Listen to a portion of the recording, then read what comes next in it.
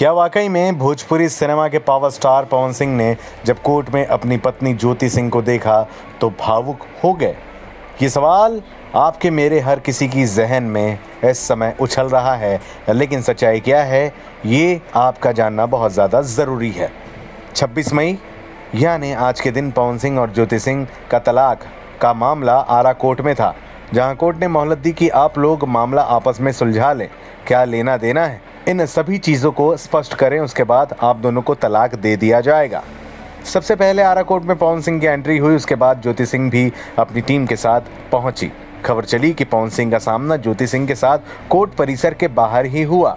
दोस्तों आपको बताएं ये खबर बिल्कुल भी गलत है। दोनों एक दूसरे से कोर्ट के न्यायाधीश के सामने ही मिले हैं।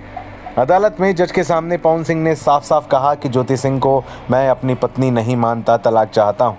तो वहीं ज्योति सिंह ने भी कहा कि हम दोनों के बीच कोई रिश्ता नहीं है और मैं पति के रूप में पवन सिंह को स्वीकार नहीं करती। हाँ, कोर्ट खत्म होने के बाद पवन सिंह ने ज्योति सिंह से मुलाकात ज़रूर की, लेकिन सिर्फ और सिर्फ 15 मिनट के लिए। इन 15 मिनट में पवन सिंह के वकील और ज्योति सिंह के वकील दोनों ही हस्बैंड वाइफ के सामने मौजूद रहे। गौरतलब है कि पवन सिंह एक भावुक इंसान है, तो उन्होंने ज्योति सिंह से ये कहा कि जो भी आप चाहती हैं मुझसे वो मांग कर लें, मैं तैयार हूँ, लेकिन मैं आपका पति बनकर इस जीवन को आगे नहीं बढ़ा सकता। ऐसे में ज्योति सिंह के वकील अब तैयारी कर रहे हैं कि कौन कौन सी मांग है जो पवन सिंह की टीम से मांगनी है। दोस्तों ये एक लीगल काम है जिसे होने में समय लगता है, लेकिन फिर भी जो खबर है हमारे पास उसके हिसाब से आज से 6 महीने के बाद की तारीख पवन सिंह और ज्योति सिंह को दी जाएगी, जहां दोनों ही जज के सामने मौजूद होंगे और फिर एक बार जज इनसे पूछेंगे क्या आप एक दूसरे के साथ ज़िंदगी बिताना चाहते हैं, एक दूसरे के पति पत्नी बनकर रहना चाहते हैं।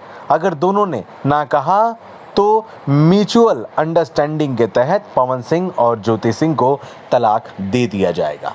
क्या चल रहा है ज़हन में, प्लीज़ कमेंट बॉक्स में ज़रूर लिखें। बने रहें हमारे साथ यानी देसी भारत के साथ। नमस्कार।